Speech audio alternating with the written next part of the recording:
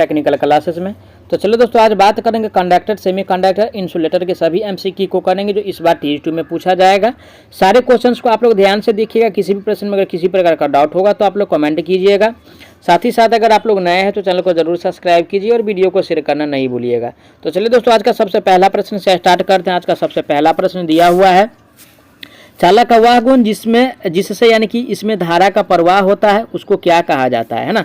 धारा का प्रवाह जो होता है दोस्तों उसको क्या कहते हैं वो हमको बताना है दोस्तों। यानी कि धारा का जो प्रवाह होता है वो कंडक्टेंस के कारण होता है। किसके कारण होता है? यानी कि कंडक्टेंस के कारण होता है। ऑप्शन नंबर किस में दिया है? कंडक्टेंस। तो ऑप्शन ए में कह रहा है यानी कि रेसिस्टेंस, तो ये तो नहीं होगा दोस्तों, नहीं इलास्टेंस होगा। राइट आंसर जो दिया है दोस्तों ऑप्शन नंबर सी में दिया है। करेक्ट आंसर की बात किया जाए तो ऑप्शन नंबर सी सही हो जाएगा। आज का नेक्स्ट प्रश्न भी दिया हुआ है, निम्न पदार्थों में किसकी उच्चतम वैद्युत चालकता होती है ना। सबसे उच्चतम कह रहा है दोस्तों, यानी कि उच्चतम कह रहा है। और यानी कि उच्चतम जो होता है किसका होता है वो हमको बताना है। और दोस्तों यानी कि उच्चतम जो होता है ये यानी कि चांदी का होता है। किसका? यानी कि चांदी का होता है। ऑप्शन किस में दिया है? चांदी। ऑप्शन नंबर डी में दिया है चांदी। राइट आंसर की बात किया जाए तो ऑप्शन डी हो जाएगा। अगर चांदी जो दोस्तों अगर नहीं रहता ऑप्शन में तो क्या करते? तांबा टिक करते। अगर तांबा नहीं रहता तो एल्युमिनियम टिक करते, है ना। अब चलिए, आज का नेक्स्ट प्रश्न दिया हुआ है, कॉन्स्टेंट्स किसकी मिश्र धातु है? कॉन्स्टेंटन। और दोस्तों यानी कि कॉन्स्टेंटन जो मिश्र धातु है वो हमको बताना है। और ये जो मिश्र धातु है तांबा, ठीक है, तांबा और प्लस में यानी कि निकेल का। किसका? तांबा और निकेल का ये मिश्र धातु है कॉन्स्टेंटन। ऑप्शन किस में दिया है? तांबा और निकेल। ऑप्शन ए में दिया है तांबा और निकेल। राइट आंसर की बात किया जाए तो ऑप्शन नंबर ए सही हो जाएगा। नेक्स्ट प्रश्न दिया हुआ है, अवरक की प्रावैद्युतिक शक्ति डैश सीमा होती है। किसका पूछ रहा है? यानी कि माइका का पूछ रहा है, यानी कि अवरक का। तो इसका जो होता है दोस्तों यानी कि 20 से लेकर के 40 किलो वोल्ट प्रति mm होता है। ऑप्शन किस में दिया है? ऑप्शन ए में दिया है 30 से 50, तो ये तो नहीं होगा क्योंकि 20 से स्टार्ट ही होता है। बी में दिया है 10 से 16, ये भी नहीं होगा। सी में 8 से 12, ये भी नहीं होगा। राइट आंसर जो दिया है ऑप्शन नंबर यानी कि डी में दिया है, लेकिन ये 60 दिया है। तो कन्फ्यूज नहीं होना है, 20 से जब स्टार्ट है तो यानी कि इसी के रेंज में है 20 से 40। तो करेक्ट आंसर ऑप्शन डी सही हो जाएगा। नेक्स्ट प्रश्न दिया हुआ है, यानी कि सेम ही क्वेश्चन से इसको स्किप करते हैं। अगला प्रश्न है, निम्नलिखित में से कौन सी विशेषता इंसुलेशन सामग्री के लिए सबसे उपयुक्त है ना।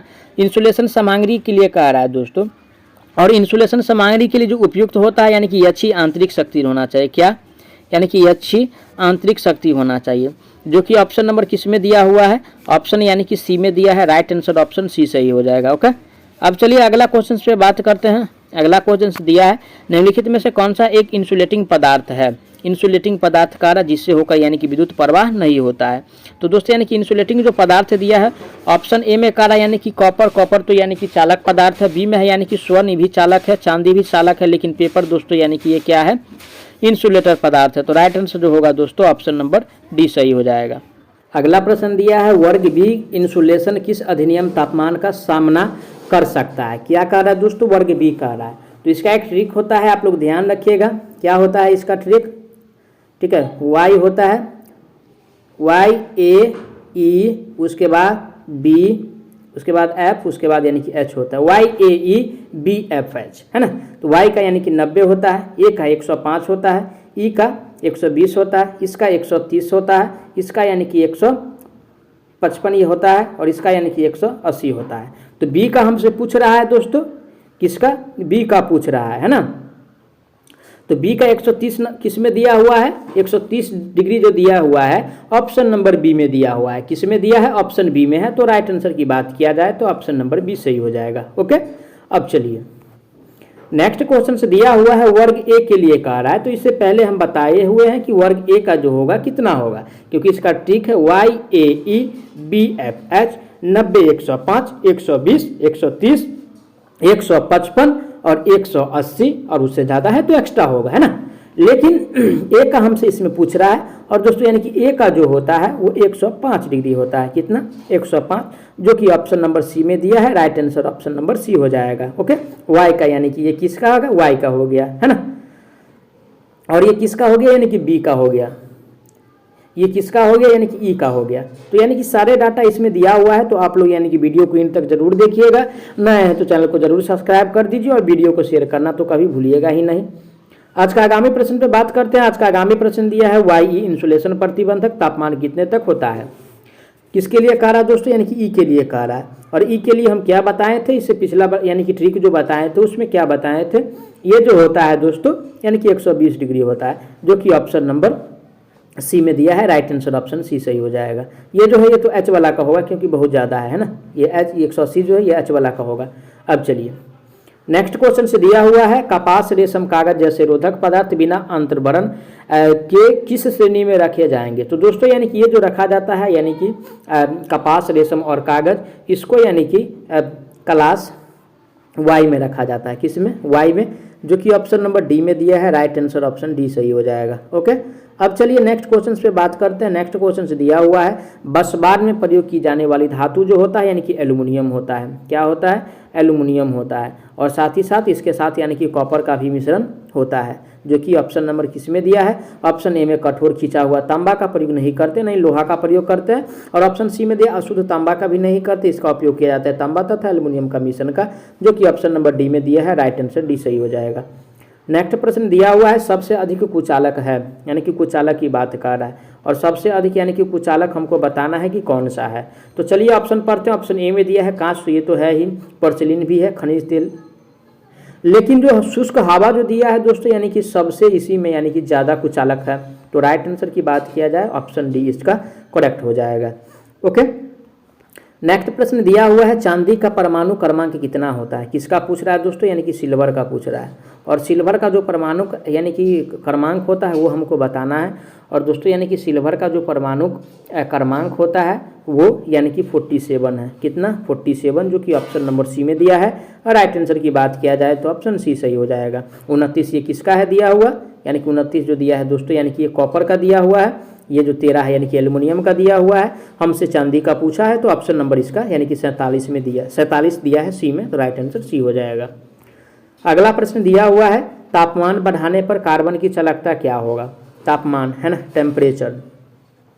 क्या कह रहा है दोस्तों, टेम्परेचर कह रहा है। अगर टेम्परेचर बढ़ेगा तो कार्बन की चालकता पे क्या प्रभाव पड़ेगा वो हमको बताना है। तो दोस्तों ये भी यानी कि क्या हो जाएगा, यानी कि बढ़ जाएगा, है ना, बढ़ जाएगा।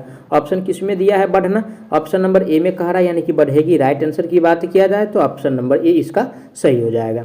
अब चलिए अगला प्रश्न पे बात करते हैं। अगला प्रश्न दिया है, एस्बेस्टस का मुख्य गुण क्या है ना। एस्बेस्टस का मुख्य गुण बताना है। और दोस्तों एस्बेस्टस का जो मुख्य गुण होता है ये अग्निरोधी होता है। क्या होता है, अग्निरोधी होता है। ऑप्शन नंबर किस में दिया है, अग्निरोधी। अग्निरोधी जो दिया हुआ है ऑप्शन नंबर बी में दिया है। राइट आंसर की बात किया जाए तो ऑप्शन इसका बी सही हो जाएगा। ओके, अब चलिए नेक्स्ट क्वेश्चन पे बात करते हैं। नेक्स्ट क्वेश्चन दिया हुआ है, एक कुचालक पदार्थ का मूल्य गुण होना चाहिए। किसका कह रहा है दोस्तों, कुचालक का कह रहा है। जो कुचालक का यानी कि जिसके पास विद्युत का प्रवाह नहीं हो, जिससे होकर, तो इसका यानी कि उच्च प्रविद्युत शक्ति तो एकदम होना जरूरी है, जो ऑप्शन नंबर बी में दिया है। Right answer option B is the best answer on this question. Okay, अब चलिए नेक्स्ट क्वेश्चन से दिया है, कौन सा कुचालक पदार्थ खराब होने से पहले सबसे कम वोल्टेज को सहन करेगा। तो रबर तो यानी कि ज़्यादा वोल्टेज को सहन करेगा, कांच भी करेगा और फाइबर भी करेगा। लेकिन जो कागज़ जो दिया है दोस्तों यानी कि सबसे कम वोल्टेज को यानी कि ये सहन करेगा। तो राइट आंसर ऑप्शन इसका डी सही हो जाएगा। ठीक है, कौन सा, बेस्ट आंसर ऑप्शन डी हो जाएगा। अब चलिए नेक्स्ट क्वेश्चन पे बात करते हैं। नेक्स्ट क्वेश्चन से दिया हुआ है, धातुओं का वह गुण जिसके कारण उसे यानी कि तारों के रूप में खींचा जा सकता है वह क्या कहलाता है। तो दोस्तों ये जो कहलाता है यानी कि तन्यता कहलाता है, ड्यूटिलिटी कहलाता है। ऑप्शन किस में दिया है, तन्यता। ऑप्शन नंबर ए में दिया है। ठीक है, राइट आंसर की बात किया जाए तो ऑप्शन नंबर ए सही हो जाएगा। नेक्स्ट प्रश्न दिया हुआ है, इनमें से सबसे अधिक चालक है, यानी कि सबसे अधिक कह रहा है यानी कि चालक का। और दोस्तों यानी कि सबसे अधिक जो चालक होता है अकॉर्डिंग टू ऑप्शन के हिसाब से उसमें यानी कि चांदी जो दिया है सबसे अधिक होता है। उसके बाद यानी कि कॉपर होगा, उसके बाद सोना होगा, उसके बाद एल्युमिनियम होगा। तो सबसे ज़्यादा वाला पूछ रहा है जो कि चांदी ऑप्शन ए में दिया है। करेक्ट आंसर की बात किया जाए तो option number A is the right हो जाएगा। ठीक है, अब चलिए नेक्स्ट क्वेश्चन दिया हुआ है, कौन सा वर्ग जो है विद्युतरोधन पदार्थ अधिक तापमान सह सकता है। तो दोस्तों यानी कि सबसे अधिक की बात कर रहा है। क्या कह रहा है, यानी कि सबसे अधिक। और सबसे अधिक जो सहेगा वो यानी कि सी वर्ग का होगा, जो कि 220 तक लगभग यानी कि तापमान को सहन कर सकता है, जो कि ऑप्शन नंबर ए में दिया है वर्ग सी। तो right answer option number A इसका सही हो जाएगा। अब चलिए अगला क्वेश्चन पे बात करते हैं। अगला क्वेश्चन दिया है, किसी चालक सामग्री को गर्म करने से उसकी चालकता पे क्या प्रभाव पड़ता है। कोई भी चालक सामग्री अगर उसको अगर गर्म किया जाए तो उसको चालकता जो होगा दोस्तों यानी कि कम हो जाएगा। क्या होगा? कम होता है, जो कि ऑप्शन नंबर बी में दिया है, कम होती है। Right answer option B is the सही हो जाएगा। अगला क्वेश्चन पे चलिए। अगला क्वेश्चन दिया है इंसुलेटिंग सामग्री प्रतिरोध होता है। तो इंसुलेटिंग सामग्री का जो प्रतिरोध होता है वो हमको बताना है। और दोस्तों यानी कि इंसुलेटिंग सामग्री का जो प्रतिरोध होता है वो प्रतिरोधकता के समानुपाती होता है। क्या होता है? प्रतिरोधकता के यानी कि समानुपाती होता है, जो कि ऑप्शन नंबर ए में दिया है। राइट आंसर ऑप्शन इसका ए सही हो जाएगा। अब चलिए अगला क्वेश्चन पे बात करते हैं। अगला क्वेश्चन दिया हुआ है विद्युतरोधन सामग्री पर नमी का निम्नलिखित प्रभाव होता है। तो दोस्तों यानी कि इस पर नमी का जो प्रभाव होता है यानी कि प्रयोज्यता के स्थिरांक में कमी होता है। क्या होता है? परावैद्युत स्थिरांक, ठीक है, स्थिरांक में यानी कि कमी होता है, जो कि ऑप्शन नंबर यानी कि डी में दिया है। राइट आंसर की बात किया जाए तो ऑप्शन डी सही हो जाएगा। अब चलिए अगला क्वेश्चन पे बात करते हैं। अगला क्वेश्चन दिया है पित्तल निम्नलिखित की एक मिश्र धातु है। और दोस्तों यानी कि पित्तल जो मिश्र धातु है ये कॉपर का, किसका?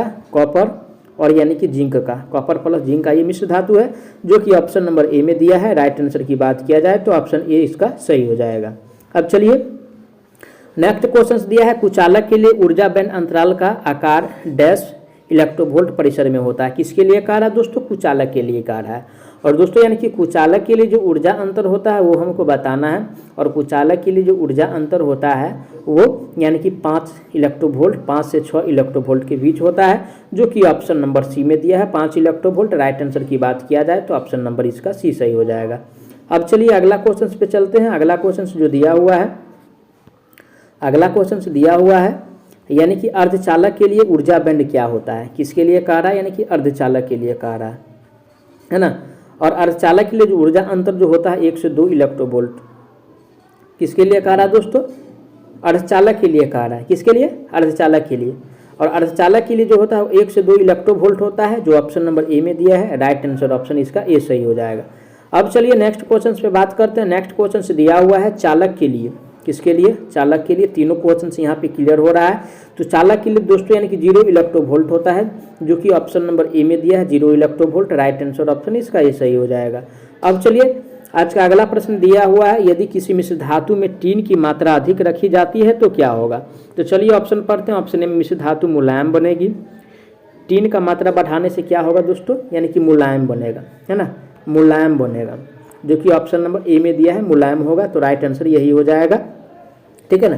टीन का मात्रा अगर किसी भी पदार्थ में बढ़ाया जाएगा तो वो मुलायम बनेगा। अब चलिए अगला क्वेश्चन पे चलते हैं। अगला क्वेश्चन किसी लचीले केबल के लिए सबसे उपयुक्त अचालक पदार्थ क्या है? तो लचीले केबल के लिए दोस्तों यानी कि पीवीसी। क्या है? पीवीसी, जिसको पॉलीविनाइल क्लोराइड इसका फुल फॉर्म होता है, जो कि ऑप्शन डी में दिया है। राइट आंसर की बात किया जाए तो ऑप्शन डी सही हो जाएगा। नेक्स्ट प्रश्न पे बात करते हैं। नेक्स्ट प्रश्न दिया है बाह्य अर्धचालक हेतु फर्मी स्तर निर्भर करता है। तो दोस्तों यानी कि फर्मी स्तर किस पे निर्भर करता है?